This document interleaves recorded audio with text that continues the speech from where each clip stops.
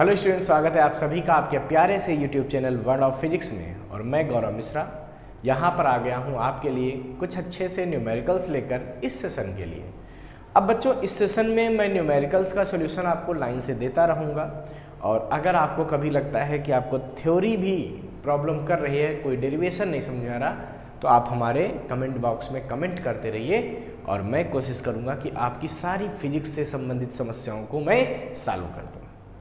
बच्चों चलिए शुरू करते हैं। सबसे पहला जो यूनिट है अपना इलेक्ट्रोस्टैटिक्स, उसमें पहला chapter electric charges and field, और उसमें पहला टॉपिक कूलॉम्स लॉ, जिस पर ढेर सारे न्यूमेरिकल बनते हैं। तो ये पूरा वीडियो अपना कूलॉम्स लॉ से रिलेटेड क्वेश्चंस के लिए है।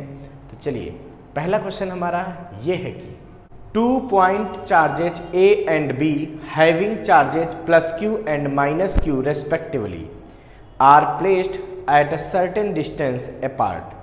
The force acting between them is F. If 25% of charge A is transferred to B, then force between the charges becomes okay. और ये चार ऑप्शन हमको गिवन है। तो देखिए बच्चों, इस क्वेश्चन में हमसे कह रहे हैं कि दो चार्ज हैं +Q और -Q। +Q है A पर और -Q है B पर। इनके बीच जो फोर्स लग रहा है बच्चों, वो कैसा लग रहा होगा? सिंपल सी बात, एक पॉजिटिव चार्ज और नेगेटिव चार्ज है, फोर्स लग रहा होगा अट्रैक्शन का। तो कैसा फोर्स लग रहा होगा? अट्रैक्शन। अट्रैक्शन का फोर्स बच्चों किधर लगता है? एक दूसरे की तरफ लगता है। और कह रहे हैं इनके बीच जो फोर्स लग रहा है वो क्या लग रहा है? F लग रहा है। तो अगर हम मान लें कि दोनों चार्जेज के बीच की डिस्टेंस r है, तो क्या मैं इस फोर्स को कूलॉम्स लॉ से लिख सकता हूं? फ्रॉम कूलॉम्स लॉ मैं क्या लिख सकता हूं? इसको मैं लिख सकता हूं F = K, ठीक है, जहां पर K की वैल्यू क्या होती है बच्चों? 1/4 πε0। जब मन करे आप वो भी लिख सकते हो, ठीक है। K Q1 capital Q, Q2 यानी कि कैपिटल Q अपान r²। यहां आपको +Q और -Q लिखने की नहीं, केवल Q और Q उसके मैग्नीट्यूड लिख लेंगे, क्योंकि फोर्स का मैग्नीट्यूड निकालना है। और ये फोर्स कैसा होगा वो ब्रैकेट में लिख देंगे। ये कैसा फोर्स होगा? ये अट्रैक्शन का फोर्स होगा, अट्रैक्शन का फोर्स होगा, ठीक है। तो ये आ गया F, यानी कि F आ गया है, क्या आ गया? K Q² अपान r²। ये क्वेश्चन नंबर 1 आ गई, ठीक है। अब सेकंड कंडीशन क्या कह रहे हैं? सेकंड कंडीशन में क्या कह रहे हैं कि 25% of charge A is transferred to charge B। A का 25% चार्ज निकाला गया होगा A से और वो B में दे दिया गया, तब इनके बीच लगने वाला फोर्स कितना होगा? तो सबसे पहले तो हम लिखेंगे कि 25% ऑफ चार्ज A का 25% कितना होगा बताओ? तो A पे कितना चार्ज था? Q था, और Q का 25%, परसेंट मतलब अपान 100, 25/100 कर दिया, यानी कि ये आ गया Q/4। देखो 25 को 4 से डिवाइड करोगे, ये 25 को 100 से डिवाइड करोगे तो 4 टाइम जाएगा, तो ये आ गया। अच्छा, यानी कि Q/4 इससे निकाला गया होगा और इसमें डाला गया होगा। सिंपल सी बात है। A पर फाइनल चार्ज क्या बना होगा? सोचो बच्चों, पहले A पर कितना चार्ज था बेटा? Q था। अब Q/4 इससे निकाल के उसमें डालना है, तो इससे निकालना है ना, तो इसमें कम हो जाएगा। तो इसमें जो फाइनल चार्ज बनेगा वो Q - Q/4 हो जाएगा। भाई देखो क्या कह रहे हैं, इसका 25% निकाल के इसमें डालो। तो पहले इससे निकालोगे ना तो इससे कम हो जाएगा, इतना कम कर दिया, यानी कि ये कितना बचेगा? ये चार्ज बचेगा, एलसीएम लेंगे तो 3Q/4, ठीक है। अच्छा, डिस्टेंस तो वही रहेगी भाई, डिस्टेंस के बारे में तो कुछ कहा नहीं कि डिस्टेंस को चेंज करना या नहीं करना, तो हम नहीं करते, ठीक है। इस पे चार्ज कितना बचेगा? सोचो बेटा, इस पे कितना चार्ज था बेटा? क्यू डैश था, कैसा, माइनस क्यू डैश था या माइनस क्यू था, है ना, माइनस क्यू था और उसमें कितना, ये वाला इससे निकाला गया तो इसमें आ गया, अब उसमें ऐड हो जाएगा क्योंकि ये प्लस का है, तो ये प्लस का आएगा क्यू बाई 4, जोड़ दिया गया, समझ गए। इसका मतलब इसमें जो फाइनल चार्ज है वो कितना हो जाएगा बताओ, एलसीएम लोगे सॉल्व करोगे तो क्या बचेगा, -3q/4, यानी कि फाइनली इस पे चार्ज बन जाएगा 3q/4 और इस पे बन जाएगा -3q। अब बेटा देखो क्या ये अट्रैक्शन होगा इनमें या रिपल्सन होगा, तो फाइनली जो चार्ज बना है वो भी पॉजिटिव और निगेटिव है और प्लस माइनस आपस में अट्रैक्ट करते हैं, इसका मतलब इनके बीच अभी भी अट्रैक्शन फोर्स होगा, बट कितना होगा, कुछ चेंज हो जाएगा, हम मान लेते हैं एफ डैश। क्यों चेंज हो जाएगा, क्योंकि डिस्टेंस तो चेंज नहीं हुई लेकिन चार्ज की वैल्यू चेंज हो गई है, और फोर्स जो है वो दोनों चीज़ों पे डिपेंड करता है, चार्जेस पर भी और डिस्टेंस पर भी। तो डिस्टेंस नहीं बदली लेकिन चार्ज बदल गए ना, इसलिए फोर्स बदल गया होगा। तो अब फाइनल फोर्स कैसे निकलेगा, in final condition force F dash किसके बराबर होगा, के, यानी कि 1/4πε0, जब जरूरत पड़े इसकी वैल्यू लिख सकते हो, 9 × 10⁹ होती है, ठीक है, न्यूटन मीटर स्क्वायर पर कूलम स्क्वायर, ये एयर के लिए होती है या वैक्यूम के लिए होती है ना, तो लिख भी सकते हो बट उसकी कोई ज़रूरत नहीं है आप, इसलिए के लिख रहे हैं ताकि आराम से कैलकुलेशन हो जाए। Q1 पहला वाला चार्ज Q डैश, Q2 दूसरा वाला चार्ज Q डबल डैश अपान इनके बीच की डिस्टेंस का स्क्वायर, तो ये तो आ रही है, यानी कि अब जो आएगा F डैश ये कितना बचेगा, K Q dash, Q dash का कितना है बेटा 3q/4, Q डबल डैश वो भी आएगा 3q/4, माइनस साइन लिखने की जरूरत नहीं है, अट्रैक्टिव है या रिपल्सिव है ये बाद में देख लेंगे, अपान में क्या है r², तो F डैश की वैल्यु कितनी आएगी बताओ, ये आ जाएगी K 3 3 जा 9 अपान 4 4 जा 16 Q² r², ये भी अट्रैक्टिव फोर्स होगा,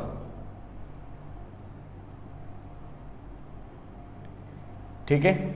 अच्छा अब जरा ध्यान दो बेटा, KQ² पहली इक्वेशन देखो क्या था, F था, तो इसकी जगह मैं F लिख सकता हूँ, यानी कि मैं यहाँ लिख सकता हूँ सो F डैश बराबर 9/16 F, इसका मतलब जो फाइनल फोर्स लगेगा वो पहले वाले फोर्स का 9/16 टाइम्स होगा, ये आंसर आ जाएगा फाइनल फोर्स का, ठीक है। इसको फटाफट नोट कर लीजिए बच्चों। तो देखिए बच्चों कूलम्स लॉ पर अपना नेक्स्ट क्वेश्चन ये है कि the ratio of coulombs electrostatic force to the gravitational force between an electron and a proton separated by some distance is 2.4 into 10 to the power 39.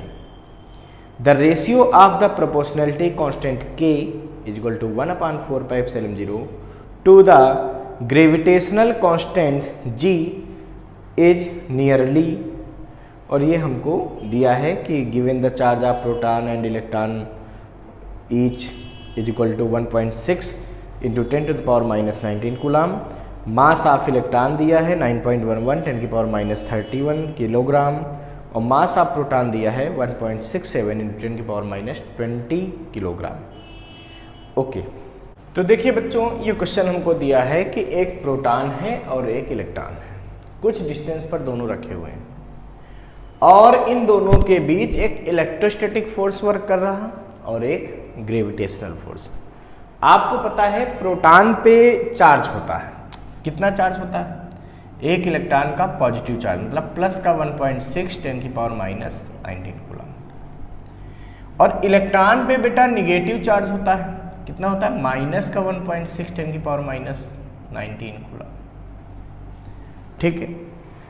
अब सिंपल सी बात, एक प्लस है और एक माइनस है, तो इनमें एक अट्रैक्शन फोर्स लगेगा, इलेक्ट्रोस्टैटिक फोर्स लगेगा, वो कितना लगता है बेटा, तो इलेक्ट्रोस्टैटिक फोर्स इसके बीच लगेगा। अच्छा ये कितना लगेगा इलेक्ट्रोस्टैटिक फोर्स, अगर अपने को निकालना हो तो हम क्या कर सकते हैं, हम लिख देंगे भाई इलेक्ट्रोस्टैटिक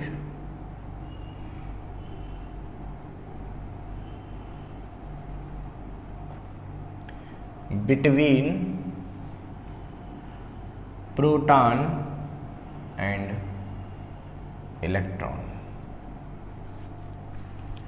कितना फोर्स लगेगा? तो Fe बराबर लगना चाहिए वैसे तो 1/4πε0, बट यहां पर दिया है कि जो K है वो 1/4πε0 की जगह लिखा जा सकता है, मतलब K Q1 पहला वाला चार्ज तो E, Q2 दूसरा वाला चार्ज E अपान डिस्टेंस का स्क्वायर, जिनके बीच डिस्टेंस क्या है? R है। अगर हम ऐसा मान लें कि R डिस्टेंस पे है तो अपान में क्या आएगा? R² आएगा। बच्चों अब चूंकि प्रोटॉन पे कुछ चार्ज है, ठीक है, इलेक्ट्रॉन पे चार्ज है, ठीक है, तो उनके बीच इलेक्ट्रोस्टैटिक फोर्स लग गया। लेकिन प्रोटॉन पे कुछ मास भी तो है। कितना मास है प्रोटॉन पे? दिया भी है अपने कुछ क्वेश्चन में 1.67 10⁻27 किलोग्राम। इलेक्ट्रॉन पे भी मास है। कितना मास है? 9.11 10⁻31 kilogram.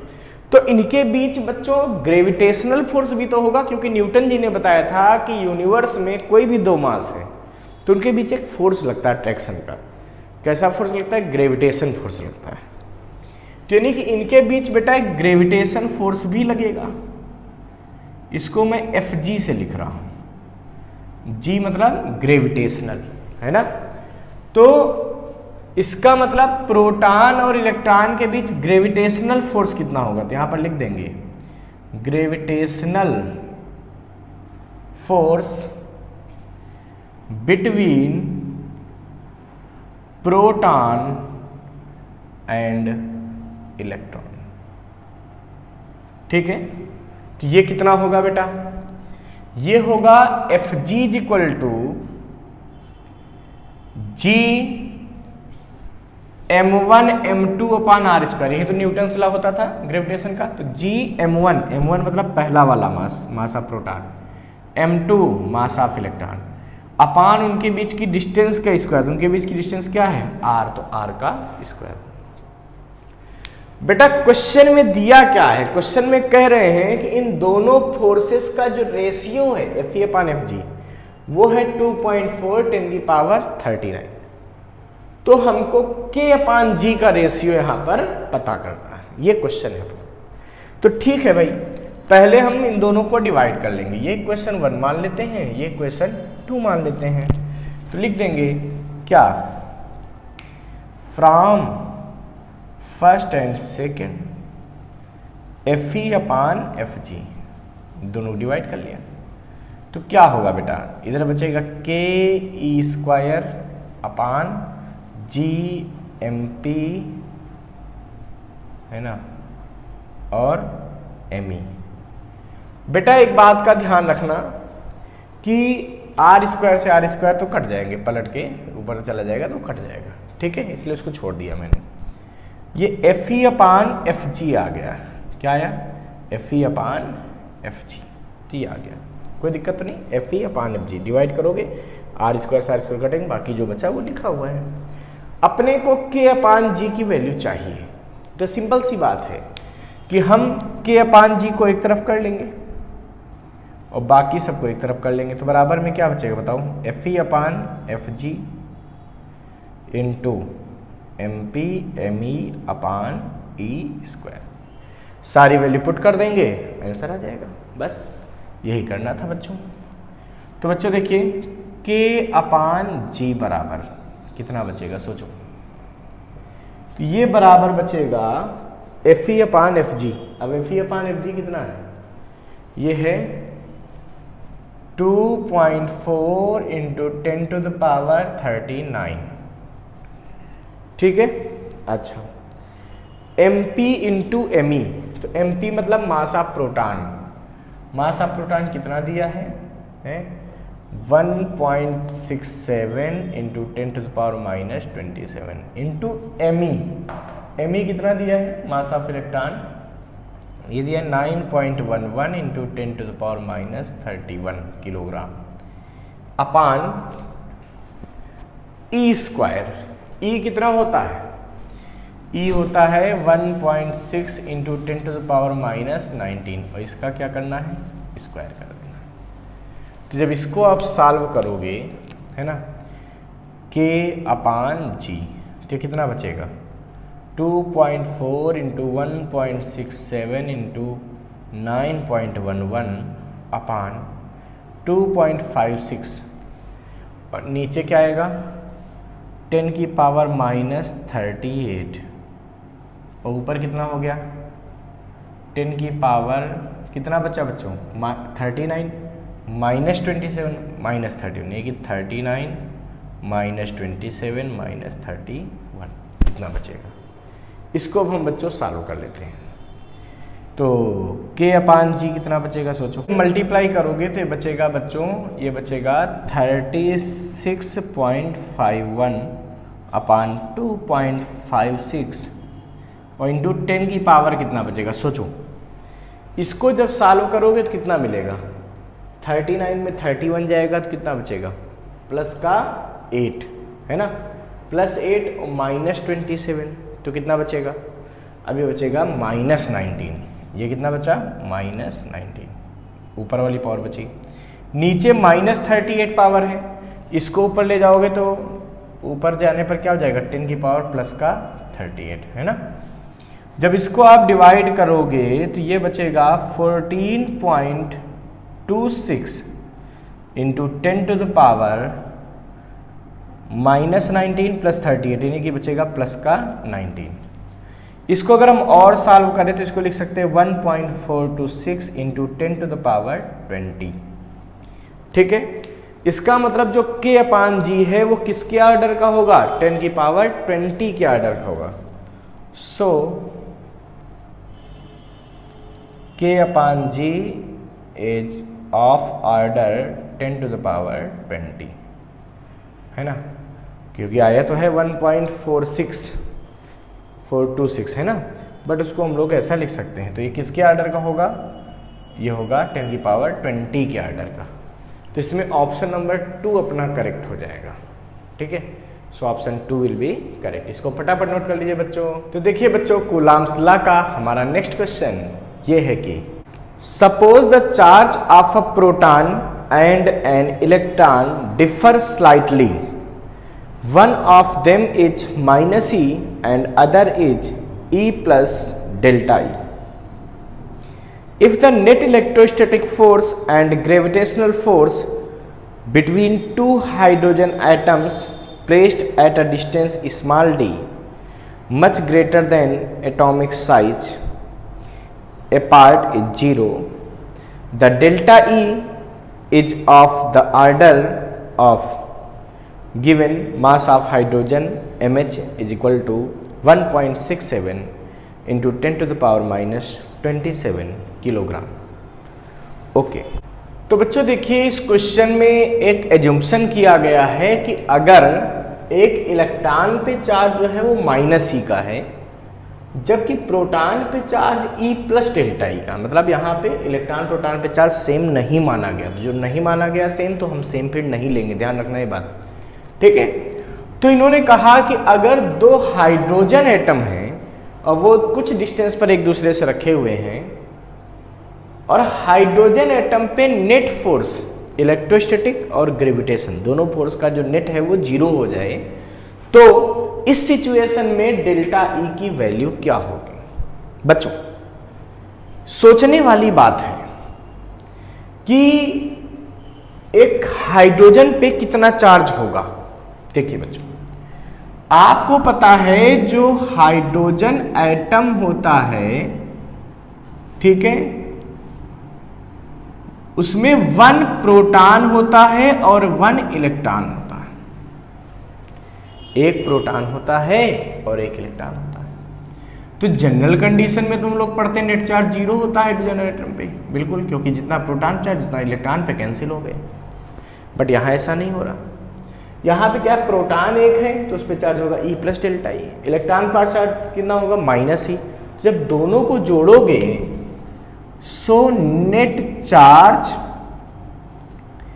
Eight each H atom कितना चार्ज होगा, तो एक प्रोटॉन का चार्ज रख दो ई प्लस डेल्टा ई, एक इलेक्ट्रॉन का चार्ज रख दो वो क्या है बेटा माइनस ई। जब इसको तुम जोड़ोगे तो क्या मिलेगा, डेल्टा ई। इसका मतलब हर हाइड्रोजन एटम पे कितना चार्ज होगा, डेल्टा ई होगा। ठीक है बच्चों, बात यहां पे आती है कि दोनों पर चार्ज डेल्टा ई है, सेम चार्ज होगा तो इनमें क्या होगा, रिपल्सन होगा, सेम टाइप का चार्ज है। इसका मतलब इनमें इलेक्ट्रोस्टैटिक फोर्स तो बाहर की तरफ लगेगा, Fe मतलब इलेक्ट्रोस्टैटिक फोर्स, तो कहाँ लगेगा, आउटवर्ड, रिपल्सिव फोर्स लगेगा। जबकि आपको पता है ये हाइड्रोजन एटम है तो इसका कुछ मास होगा mh, इसका भी कुछ मास होगा mh, और mh हमको दिया भी है क्वेश्चन में। ठीक है, तो उस मास की वजह से इनमें आपस में क्या होना चाहिए, अट्रैक्शन फोर्स होना चाहिए। ये न्यूटन जी बता गए थे कि कोई भी दो मास यूनिवर्स में है तो वो एक दूसरे को अट्रैक्ट करते हैं, यानी कि ग्रेविटेशन फोर्स।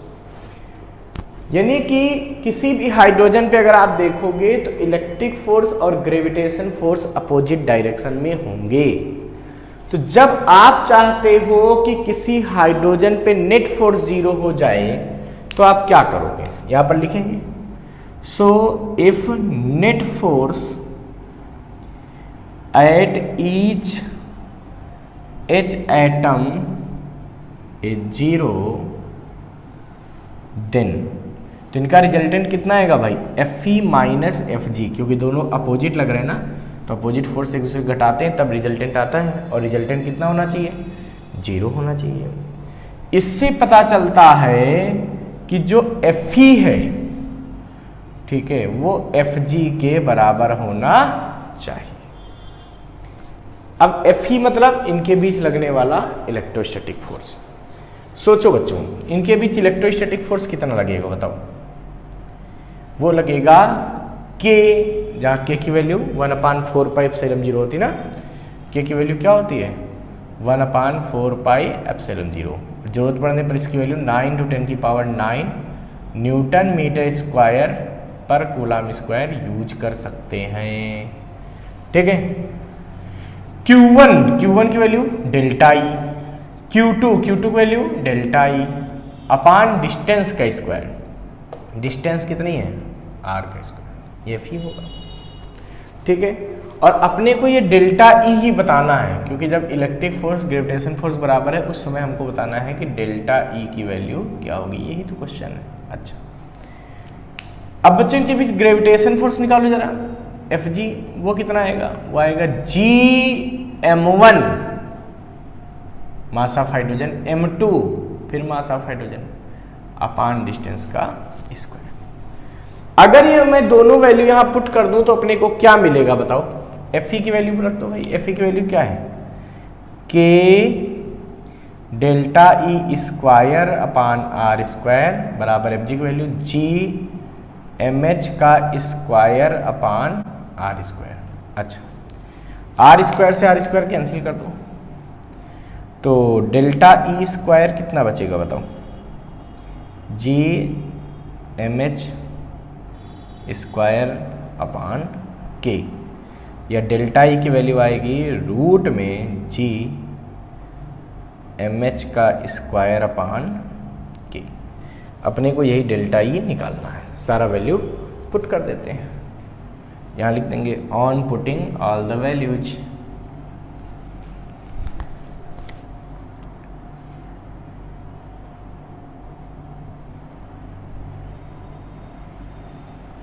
क्या होगा बच्चों, डेल्टा ई बराबर रूट में G, कैपिटल G की वैल्यू तो यूनिवर्सल ग्रेविटेशन कांस्टेंट आपको याद भी होनी चाहिए, 6.67 10⁻11 न्यूटन मीटर स्क्वायर पर किलोग्राम स्क्वायर होती है इसकी वैल्यू, है ना।